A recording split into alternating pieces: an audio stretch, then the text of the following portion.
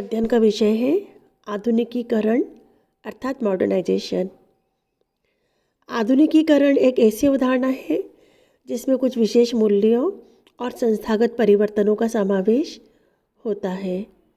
आज संसार या समाज परिवर्तन के दौर से गुजर रहा है और व्यवहार के अनेक ऐसे तरीके, मूल्य और मनोवृत्तियों को प्रोत्साहन मिला है जो कि उनकी परंपरागत विशेषताओं से काफ़ी भिन्न है। यदि हम देखें तो आधुनिकीकरण की अवधारणा वर्तमान में विकसित अवस्था में है, जहां इसका प्रयोग सामाजिक, राजनीतिक, शैक्षिक, प्रशासनिक, पुलिस और तकनीकी आदि के संदर्भ में किया जाता है। आधुनिकीकरण का अनेक अर्थों में प्रयोग किया जाता है, जैसे पश्चिमीकरण, नवीनीकरण, शहरीकरण, विकास और प्रगति। भारत के जो समाजशास्त्री हैं आर्यन सक्सेना, उन्होंने आधुनिकीकरण को सामाजिक परिवर्तन की दृष्टि से पश्चिमीकरण, औद्योगिकरण, नगरीकरण, इन सभी को एक रूप में लिया है। आधुनिकीकरण प्रौद्योगिकीकरण के परिणाम स्वरूप पश्चिम देशों में आए हुए परिवर्तन को समझना और परंपरागत समाजों में होने वाले परिवर्तनों के लिए प्रयुक्त होता है। इस प्रकार से हम कह सकते हैं कि आधुनिकीकरण की जो प्रक्रिया है वह प्रक्रिया ऐतिहासिक रूप से अगर हम देखें तो पश्चिम यूरोप तथा अमेरिका में विकसित होने वाली सामाजिक, आर्थिक और राजनीतिक व्यवस्थाओं से संबंधित व्यवहार के रूप में देखने को मिलती है। समाजशास्त्री मानते हैं कि किसी भी समाज में परिवर्तन और विकास की प्रक्रिया को समझने के लिए यह देखना आवश्यक होता है कि उस समाज में आधुनिकीकरण की विशेषता किस सीमा तक विद्यमान है। और कुछ दैनिक जीवन में अगर हम देखें तो नई वेशभूषा, खान पान, शिष्टता के जो नियम होते हैं और पश्चिम ढंग से नए व्यवहारों को करना ही आधुनिकीकरण है। यदि हम इन सब चीज़ों को अपना लेते हैं, पश्चिम देशों की संस्कृति को, तो ऐसा कहा जाता है कि हम आधुनिक हो रहे हैं और ये प्रक्रिया आधुनिकीकरण की प्रक्रिया है। पर एक अवधारणा के रूप में यदि हम देखें तो आधुनिकीकरण का जो प्रयोग होता है वह ऐसे सामान्य विचारों से बिल्कुल अलग तरीके से होता है। किसी भी समाज में परंपरा और आधुनिकता के तुलनात्मक प्रभाव के आधार पर ही हम वहाँ पर आधुनिकीकरण की प्रकृति का मूल्यांकन कर सकते हैं। यहाँ पर कुछ परिभाषाएं हैं आधुनिकीकरण की। इन परिभाषाओं को यदि हम गौर से देखें तो कुछ विशेषताएं आधुनिकीकरण के हमको स्पष्ट दिखाई देती हैं, जैसे कि आधुनिकीकरण की प्रक्रिया के द्वारा प्राकृतिक साधनों को नियंत्रित करने के लिए तकनीकी का प्रयोग किया जाता है। आधुनिकीकरण की प्रक्रिया एक उच्च विभेदीकरण की प्रक्रिया है। इस प्रक्रिया के माध्यम से राष्ट्र निर्माण और प्रशासनिक विकास को प्रोत्साहित किया जाता है। नूतन ज्ञान का मानव जीवन के प्रकरणों एवं व्यवहारों में प्रयोग किया जाता है। तो स्पष्ट होता है इन परिभाषाओं से कि आधुनिक देशों के द्वारा प्रदान की गई जो नवीन उपलब्धि है, जो व्यवस्था है, यदि हम उसका अनुकरण करते हैं तो हम कहेंगे आधुनिकीकरण की प्रक्रिया का हम अनुसरण कर रहे हैं। और ऐसा कहना उपयुक्त नहीं है, क्योंकि आज केवल पश्चिम के देश जैसे फ्रांस, इंग्लैंड और अमेरिका, इनको ही आधुनिक देश नहीं कहा जाता, बल्कि चीन, जापान, रूस, न्यूजीलैंड, ऑस्ट्रेलिया आदि गैर पश्चिम देश भी आधुनिक देशों की गिनती में आते हैं। अतः हम ये कह सकते हैं कि आधुनिकीकरण पश्चिम और गैर पश्चिम आधुनिक देश फ्रांस, इंग्लैंड, अमेरिका, रूस, चीन, जापान, ऑस्ट्रेलिया आदि की आधुनिक विशेषता, व्यवस्थाओं, संस्थाओं और मूल्यों का अनुकरण करने की एक प्रक्रिया है। अब हम देखते हैं यहाँ पर कि आधुनिकीकरण की जो प्रक्रिया है वह किस प्रकार से होती है। तो सबसे पहला जो वर्गीकरण है वह है जेम्स ओ कोलन का। उन्होंने आधुनिकीकरण की प्रक्रिया के 3 पक्ष बताए हैं। पहला है आधुनिकीकरण की प्रक्रिया में आविष्कारात्मक दृष्टिकोण होते हैं, नए आविष्कार होते हैं। दूसरा है नवीन प्रविधियों और उपकरणों का आविष्कार होता है। और तीसरा है सामाजिक संरचनाओं तथा लचीलेपन तथा पहचान की निरंतरता होती है। इस प्रकार से परंपरागत समाज से आधुनिक समाज में परिवर्तन होते हैं।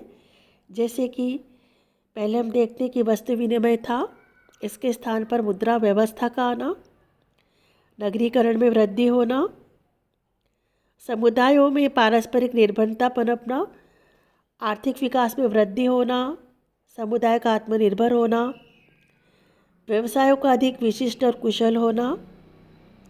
इसी प्रकार से जो पुरानी तरीके से कृषि की जाती थी उस व्यवस्था में परिवर्तन आया है। अब कृषि के नए उपकरण, ट्रैक्टर और जो रासायनिक उर्वरक होते हैं उसका प्रयोग दिन पे दिन बढ़ते जा रहा है। प्रदत्त स्थिति के आधार पर अर्जित परिस्थिति आती जा रही है और समानता का भाव आने लगा है। अच्छी चिकित्सक सुविधा, अच्छा स्वास्थ्य, इससे हम देखते हैं कि जीवन बेहतर हुआ है पहले से। इसी प्रकार से जो वंशानुगत नेतृत्व समाज में किया जाता था उसका स्थान निर्वाचित नेतृत्व के द्वारा किया जाने लगा है। यातायात और जो संचार साधन होते हैं उसका विकास हुआ है तो लोगों के बीच में भौगोलिक दूरियां कम हो गई है।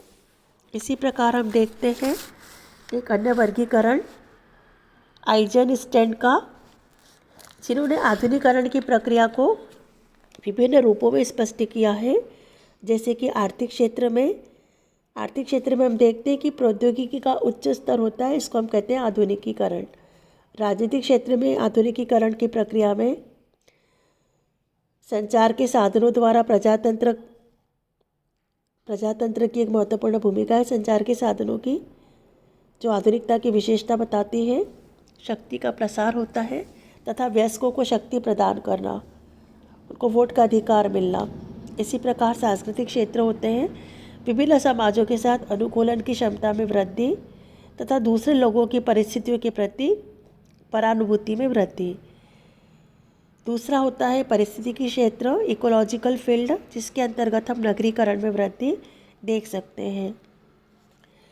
संरचना का क्षेत्र होता है जिसमें हम देखते हैं कि संगठनों के आकार में वृद्धि होती है।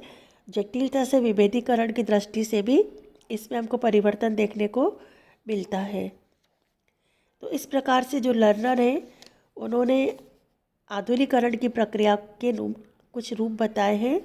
जैसे कि आधुनिकीकरण की प्रक्रिया में समाज की गतिशीलता में वृद्धि होती है, अर्थव्यवस्था में आत्मनिर्भरता बढ़ती है और उत्पादन और उपभोग का निरंतर विकास होता है। संस्कृति में धर्मनिरपेक्षता आती है और तार्किक मानदंडों का होना भी पाया जाता है। इसी प्रकार विभिन्न प्रकार के साधनों को चुनने में प्रजातांत्रिक प्रतिनिधित्व भी पाया जाता है।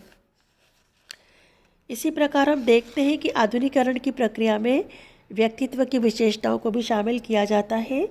जैसे नवीन विचारों की स्वीकृति, नवीन पद्धति का प्रयोग, अपना मत तैयार करने के लिए एक अच्छा विचार, समय बोध के प्रति जागरूकता, वर्तमान एवं भविष्य में अधिक रुचि लेना, समय का नियमन करना, नियोजन एवं कार्यक्षमता के प्रति ध्यान देना, विश्व के प्रति व्यवहारिक दृष्टिकोण होना, विज्ञान और तकनीकी में विश्वास और न्याय के समान वितरण में विश्वास होना। तो हम देखते हैं कि आधुनिकीकरण की प्रक्रिया अनेक पक्षों पर प्रकाश डालती है।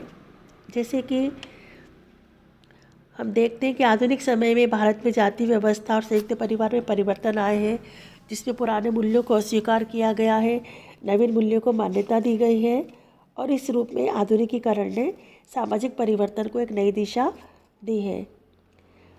योगेंद्र सिंह एक प्रसिद्ध समाजशास्त्री है जिन्होंने आधुनिकीकरण की प्रक्रिया को बताया है फैशन के माध्यम से, और उन्होंने बताया कि आधुनिकीकरण एक सांस्कृतिक प्रत्यय है जिसमें तार्किक अभिवृत्ति, सार्वभौम दृष्टिकोण, वैज्ञानिक विश्व दृष्टि, मानवता और प्रौद्योगिक प्रगति शामिल है।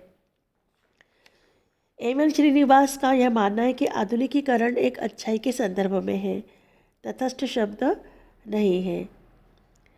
आधुनिकीकरण में कुछ बातें शामिल हो सकती हैं, जैसे कि बढ़ा हुआ नगरीकरण, साक्षरता का प्रसार, प्रति व्यक्ति आय में वृद्धि, वयस्क मताधिकार एवं तर्क का विश्वास।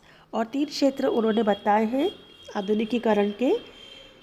भौतिक संस्कृति का क्षेत्र है, दूसरा है सामाजिक संस्थाओं का क्षेत्र, और तीसरा ज्ञान, मूल्य और मनोवृत्तियों का क्षेत्र।